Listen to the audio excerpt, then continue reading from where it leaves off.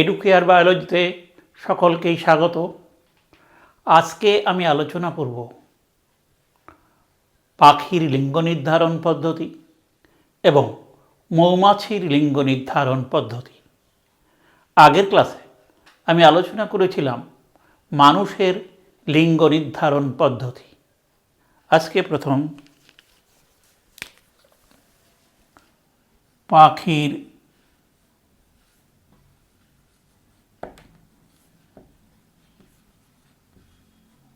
লিঙ্গ নির্ধারণ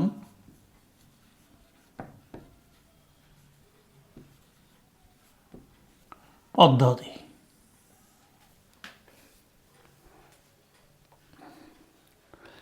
পাখির লিঙ্গ নির্ধারণ পদ্ধতিকে বলা হয় ZZZW পদ্ধতি।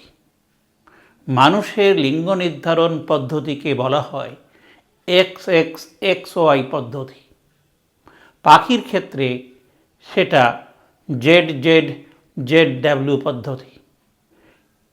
এখানে পুরুষ হোমোগ্যামেটিক আর স্ত্রী হচ্ছে হেটারোগ্যামেটিক।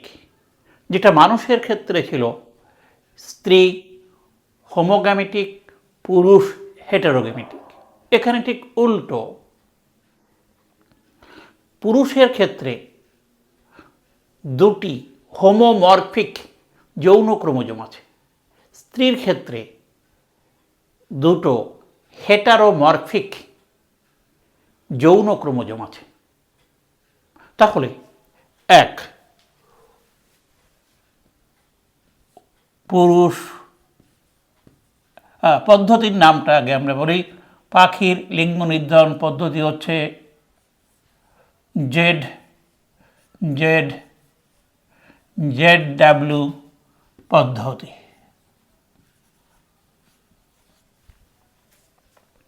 এখানে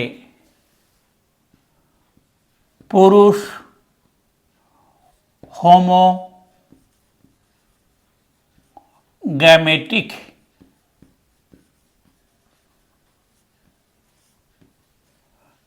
স্ত্রী পাখি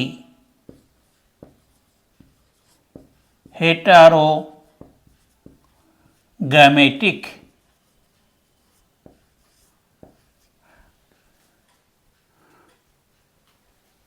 নাম্বার 2, পুরুষ পাখি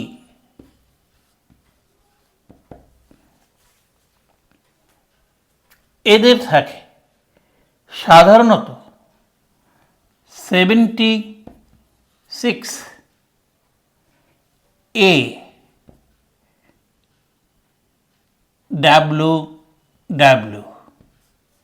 এই 78 ক্রোমোজোম আছে পুরুষ পাখির, দ্যাট ইজ মোরগের কথা বলি। এখানে 76 হলো অটোজোম আর দুটো হলো ZZ হলো যৌন ক্রোমোজোম পুরুষের ক্ষেত্রে। ক্লিয়ার? এই যে দুটো জেড ক্রোমোজোম এরা হচ্ছে হোমোমরফিক যৌন ক্রোমোজোম। আর 3 হলো স্ত্রী পাখি, দ্যাট ইজ মুরগি।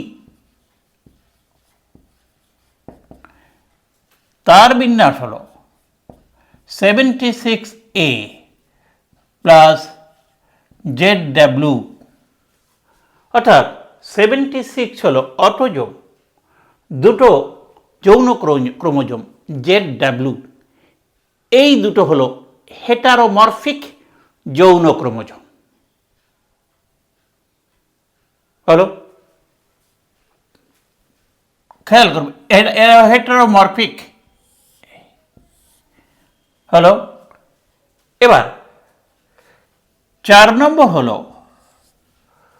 এই যে পুরুষ পাখি এর থেকে, দ্যাট ইজ মোরগ থেকে পুরুষ পাখি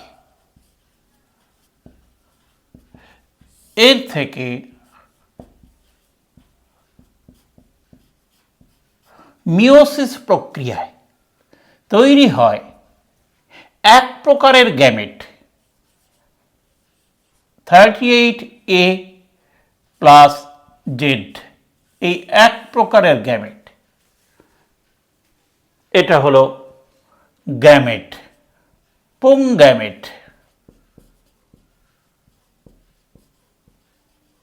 স্পারমাটোজেনেসিস, স্পারমাটোজেনেসিস প্রক্রিয়ায়।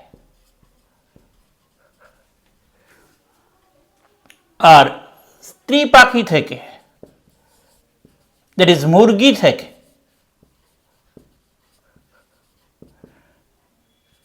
76A প্লাস ZW, এখান থেকে উজেনেসিস প্রক্রিয়ায়, উজেনেসিস প্রক্রিয়ায় তৈরি হয় দু প্রকারের গ্যামেট, R3A প্লাস জেড। আর তৈরি হয় R3A প্লাস ডাব্লিউ। এই দুই প্রকার গ্যামেট তৈরি হয়। এ হলো স্ত্রী গ্যামেট বা ডিম্বাণু, পুংগ্যামেট বা শুক্রাণু। এই জন্যেই পুরুষ পাখি হলো হোমোগ্যামেটিক, স্ত্রী পাখি হলো হেটেরোগ্যামেটিক। এবার যদি এই পুংগ্যামেটের সঙ্গে এই স্ত্রী গ্যামেট মিলিত হয়, তাহলে তৈরি হয় 76A plus ZZ, that is কি পুরুষ পাখি, দ্যাট ইজ মোরগ। আর এটার সঙ্গে যদি এটা মিলিত হয়, তাহলে তৈরি হয় 76A প্লাস ZW, অর্থাৎ এখানে তৈরি হয় স্ত্রী পাখি বা মুরগি। আমরা এখানে চেকার বোর্ডের সাহায্যে দেখাচ্ছি এই ঘটনাটি। দ্যাট ইজ মোরগ। এখানে আমরা দেখেছি এই যে পুরুষ পাখি, এর 76A প্লাস ZZ। আর মুরগি, এটা হলো 76A প্লাস ZW।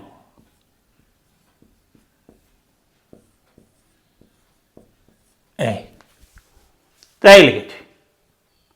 এবার এটা হলো পিজনু। এবার এর থেকে স্পারমাটোজেনেসিস প্রক্রিয়ায়, মিওসিস যেটা, স্পারমাটোজেনেসিস এই প্রক্রিয়ায় তৈরি হয় এই যে এক প্রকার গ্যামেট, পুংগ্যামেট R3A প্লাস জেড। এটা হলো পুংগ্যামেট, ক্লিয়ার? পুংগ্যামেট। আর এখান থেকে উজেনেসিস প্রক্রিয়ায় তৈরি হয় দুই প্রকার গ্যামেট। এখানে আমরা দেখিয়েছি কি সেটা, R3A প্লাস জেড, এখানে R3A প্লাস ডাব্লিউ। এটা হলো স্ত্রী গ্যামেট।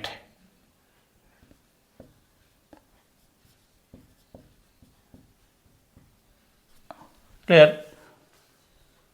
এবার যদি এই পুংগ্যামেটের সঙ্গে এই স্ত্রী গ্যামেট মিলিত হয়, এই পুংগ্যামেটের সঙ্গে এই স্ত্রী গ্যামেট মিলিত হয়, তাহলে এখানে দাঁড়ায় কি 76A প্লাস ZZ। এখানে দাঁড়ায় কি 76A প্লাস ZW। এটা হলো মোরগ, এটা হলো মুরগি। অর্থাৎ পুরুষ পাখি, স্ত্রী পাখি। এই হলো আমরা যেটাকে বলেছি জেড জেড জেড ডাব্লিউ পদ্ধতি। এর জিনের ভূমিকা আছে এখানে। আমরা এই পাখির লিঙ্গ নির্ধারণ পদ্ধতিতে জিনের ভূমিকা একটু আলোচনা করব। নেক্সট,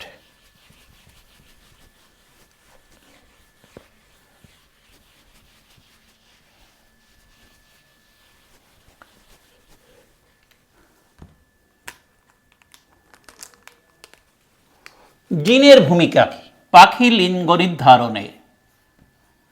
জিনের ভূমিকা দেখো, পাখির লিঙ্গ নির্ধারণে আধুনিক গবেষণায় প্রমাণিত হয়েছে জিনের গুরুত্বপূর্ণ ভূমিকা আছে। তা প্রথমত যার কথা বলবো, 1991 নন্দা, ইটেল এবং তার সহকর্মী বিজ্ঞানীরা এরা জেড ক্রোমোজোমে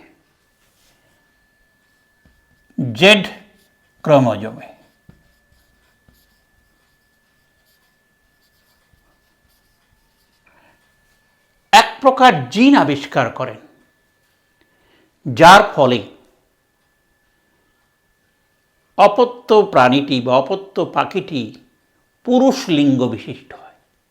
এই জেড ক্রোমোজোমে যে জিনটি তারা আবিষ্কার করে তার নাম হল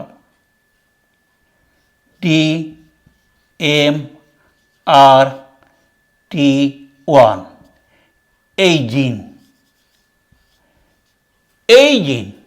জেড ক্রোমোজোমে থেকে পুংলিঙ্গ প্রকাশে সহায়তা করে। এই গেল 1 নম্বর জিন। আর 2 হল 2004 এই সময় দেখা যায় কি আরও এই ডাব্লিউ ক্রোমোজোমে স্ত্রীলিঙ্গ নির্ধারক জিন আবিষ্কৃত হয়। এই স্ত্রীলিঙ্গ নির্ধারণ জিন ডাব্লিউ ক্রোমোজোমে থেকে পাখির স্ত্রীলিঙ্গ প্রকাশে সহায়তা করে। সুতরাং স্ত্রীলিঙ্গ নির্ধারণে এই জিনের ভূমিকাও উল্লেখযোগ্যভাবে প্রমাণিত। স্মিথ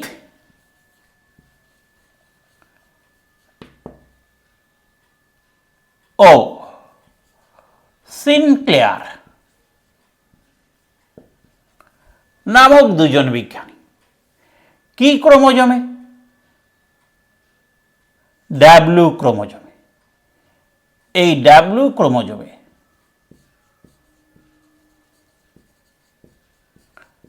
দু প্রকার জিন আবিষ্কার করেন।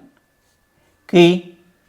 এক হচ্ছে ASW জিন এবং আরেকটা হলো FET1 জিন। এই এক প্রকার জিন আর এই এক প্রকার জিন। এই জিন দুটো ডাব্লিউ ক্রোমোজোমে থাকে এবং কি স্ত্রীলিঙ্গ প্রকাশে সহায়তা করে। এটা কিন্তু জিন।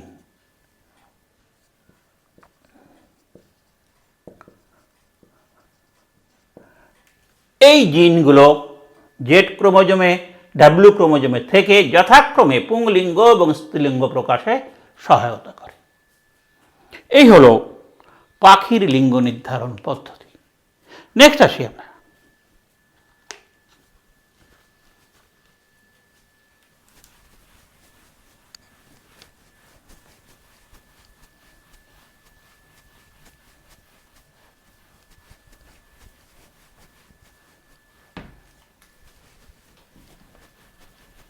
মৌমাছির লিঙ্গ নির্ধারণ পদ্ধতি।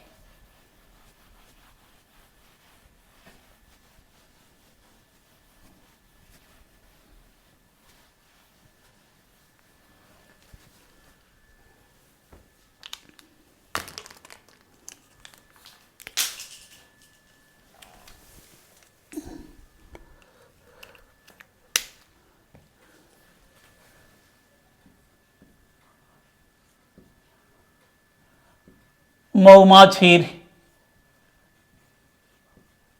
লিঙ্গ নির্ধারণ।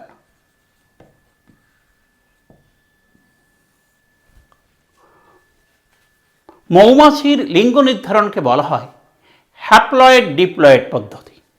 কি নাম? হ্যাপ্লয়েড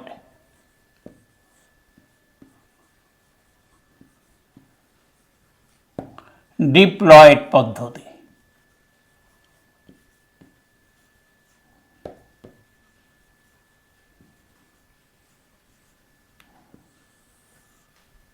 উল্লেখ্য, মৌমাছিতে কোনো যৌন ক্রোমোজোম নেই, সুতরাং এখানে ক্রোমোজোম সেট লিঙ্গ নির্ধারণে প্রধান ভূমিকা পালন করে।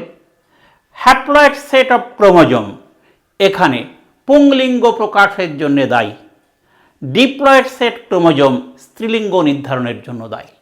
তাহলে প্রথম আমার কথা যেটা, যে মৌমাছিতে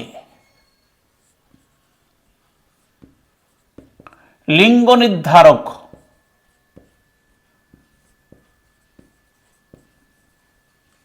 ক্রোমোজোম নেই।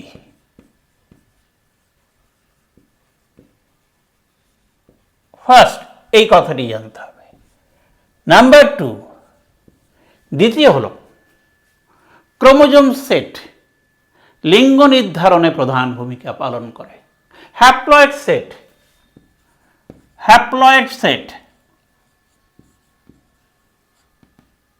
পুংলিঙ্গ নির্ধারণ,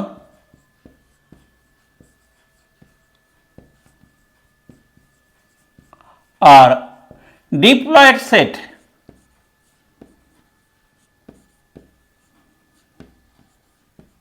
স্ত্রীলিঙ্গ নির্ধারণ করে।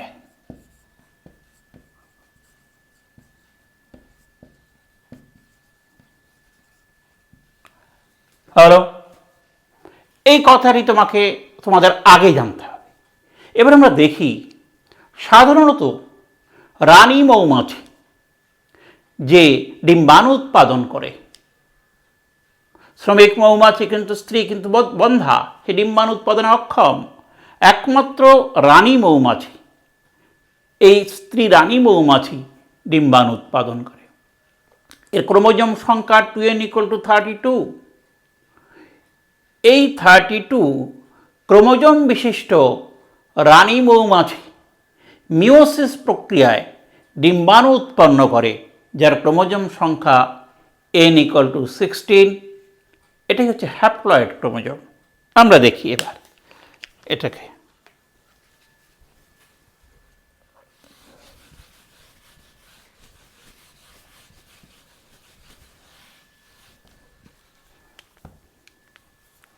রানী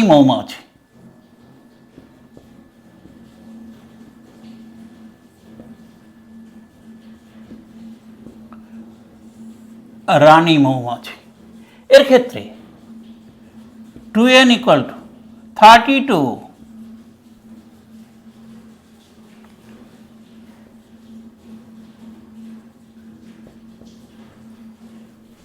আর পুরুষ মৌমাছি বা ড্রোন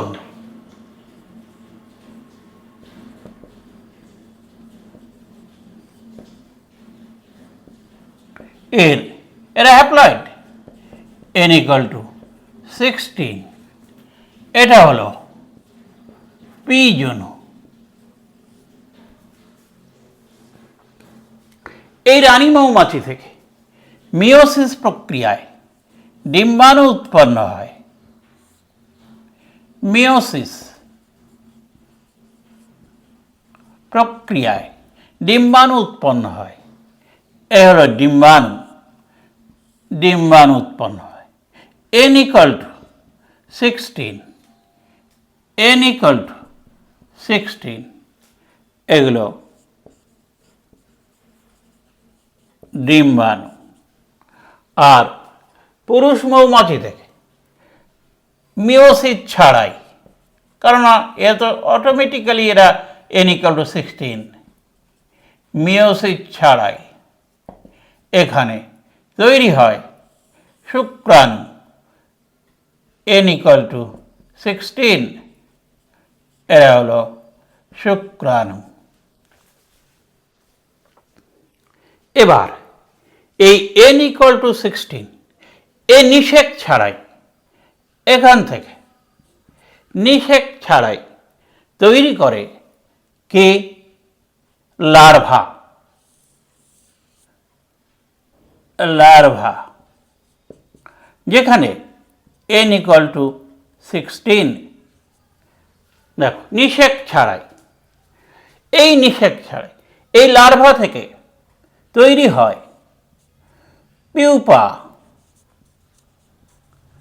পিউপা এরও ক্রোমোজোম সংখ্যা n = 16। এই যে নিষেক ছাড়াই উৎপন্ন হয়, একে বলা হয় কি পদ্ধতি? অপুংজনী। অপুংজনী পদ্ধতি। এই অপুংজনী পদ্ধতিতে এখানে উৎপন্ন হয় এই পিউপা থেকে কে? পুরুষ মৌমাছি বা ড্রোন, যার n = 16। এই অনিষিক্ত ডিম্বাণু অপুংজনী প্রক্রিয়ায় সরাসরি লার্ভা থেকে পিউপা, পিউপা থেকে পুরুষ মৌমাছি সৃষ্টি করে। আর এদিকে এই যে ডিম্বাণু, দ্যাট ইজ এই ডিম্বাণু এর সঙ্গে মিলিত হয়ে নিষেক প্রক্রিয়ায় তৈরি করে জাইগোট, যার ক্রোমোজোম সংখ্যা, জাইগোট নিষেক প্রক্রিয়ায় যার ক্রোমোজোম সংখ্যা 2n = 32। এই জাইগোট থেকে উৎপন্ন হয় লার্ভা। লার্ভা, এই লার্ভা যদি এই লার্ভা দুরকম বিষয় এখানে দেখা যায়। এই লার্ভা যদি রয়্যাল জেলি খায়, রয়্যাল জেলি যদি ভক্ষণ করে, তো লার্ভা থেকে তৈরি হয় পিউপা। এই পিউপা থেকে এরা কিন্তু সকলেই 2n = 32, 2n = 32। এই পিউপা থেকে তৈরি হয় রানী মৌমাছি। রানী মৌমাছি। আর যদি এই লার্ভা মৌরুটি ভক্ষণ করে, মৌরুটি, তবে এই লার্ভা থেকে তৈরি হয় যে পিউপা, সেই পিউপা থেকে উৎপন্ন হয় সাধারণত শ্রমিক মৌমাছি। শ্রমিক মৌমাছি।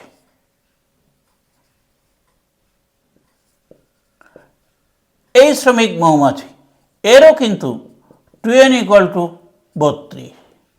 এটা হচ্ছে বন্ধা স্ত্রী। আর রানী মৌমাছি এরও কিন্তু 2n = 32, কিন্তু এটা হচ্ছে প্রজননক্ষম স্ত্রী। প্রজনন ক্ষম স্ত্রী। এভাবেই মৌমাছির ক্ষেত্রে লিঙ্গ নির্ধারণ হয়। এখানেও লিঙ্গ নির্ধারণে জিনের ভূমিকা আবিষ্কৃত হয়েছে। কিরকম দেখা যায়। এবার আমরা দেখব জিনের ভূমিকা।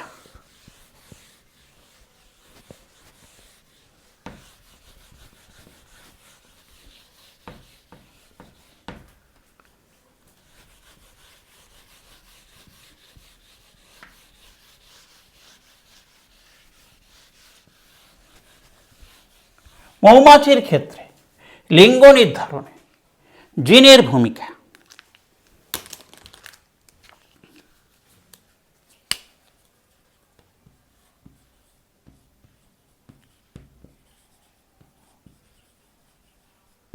বর্তমানে বিজ্ঞানীরা মৌমাছির ক্রোমোজোমে আবিষ্কার করেছেন কতকগুলি লোকাস, যাকে বলা হয় সেক্স ডিটারমাইনিং লোকাস, SDL, মৌমাছির ক্রোমোজোমে। মৌমাছির ক্রোমোজোমে কি আবিষ্কৃত হয়েছে? SDL।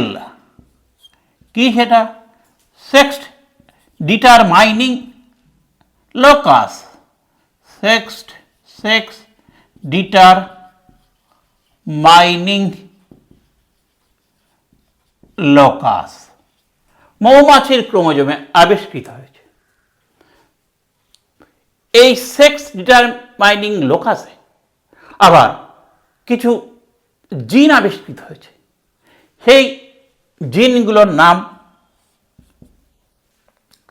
সাধারণত কমপ্লিমেন্টারি সেক্স ডিটারমাইনার, CSD জিন। এটা লোকাস আর জিন হলো এটা CS জিন। এর নাম কি? কমপ্লিমেন্টারি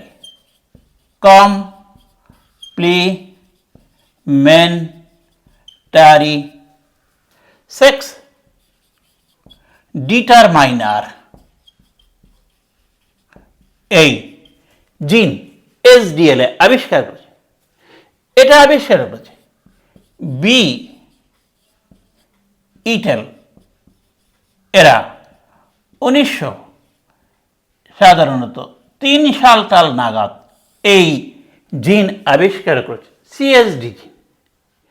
এই CSD জিন যদি নিষ্ক্রিয় থাকে, এখান থেকে খরিত হয় এক প্রকার কি কার্যকরী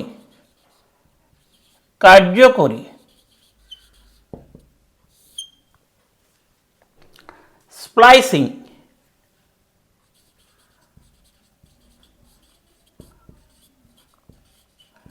প্রোটিন ফ্যাক্টর।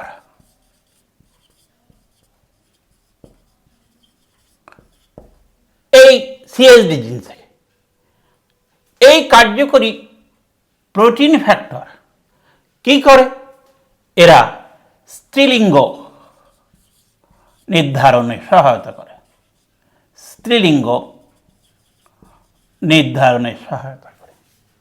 তাহলে CSD জিন যখন সক্রিয় থাকে, তখন কার্যকরী স্প্লাইসিং প্রোটিন ফ্যাক্টর উৎপন্ন হয়, ফলে স্ত্রীলিঙ্গ বা ভ্রূণ থেকে স্ত্রী মৌমাছির সৃষ্টি হয়। আচ্ছা, এবার যদি এই CSD জিন যদি নিষ্ক্রিয় থাকে,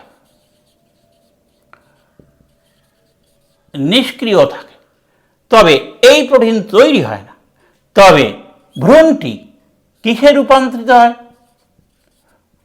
পুংলিঙ্গ বা পুরুষ পুংলিঙ্গ নির্ধারণ হয়। ক্লিয়ার? তাহলে এই কার্যকরী জিনের উপস্থিতি অনুপস্থিতি এই মৌমাছির ক্ষেত্রে পুংলিঙ্গ, এই পুংলিঙ্গ স্ত্রীলিঙ্গ নির্ধারণে উল্লেখযোগ্য ভূমিকা পালন করে। এছাড়া আরেক প্রকার জিন আবিষ্কৃত হয়েছে, যে জিন সাধারণত স্ত্রীলিঙ্গ নির্ধারণের ক্ষেত্রে দায়ী। তার নাম হচ্ছে ফেম জিন। ফেম জিন বা এর আরেক নাম ফেমিনাইজার। ফেমিনাইজার জিন। মৌমাছির ক্রোমোজোমে এই ফেমিনাইজার জিন আবিষ্কৃত হয়েছে। এই ফেমিনাইজার জিন এরা প্রোটিন সংশ্লেষ করে, নির্দিষ্ট প্রোটিন সংশ্লেষ করে। এই প্রোটিন সংশ্লেষের দ্বারা কি হয়? স্ত্রী লিঙ্গ নির্ধারণ হয়। সুতরাং স্ত্রীলিঙ্গ নির্ধারণে এই ফেম জিন বা ফেমিনাইজার জিন ও উল্লেখযোগ্য ভূমিকা পালন করে। এগুলো হলো মৌমাছির লিঙ্গ নির্ধারণে বিভিন্ন প্রকার জিন এবং তাদের ভূমিকা। এই দুটোই ছিল আজকে আমার আলোচনার বিষয়। কারণ আমাদের সিলেবাসে সাধারণত মানুষের লিঙ্গ নির্ধারণ, পাখির লিঙ্গ নির্ধারণ, মৌমাছির লিঙ্গ নির্ধারণ, এই তিনটি বিষয় আছে এবং এই তিনটি বিষয় আমাদের শেষ হলো। শেষ করছি, ভালো থাকবে।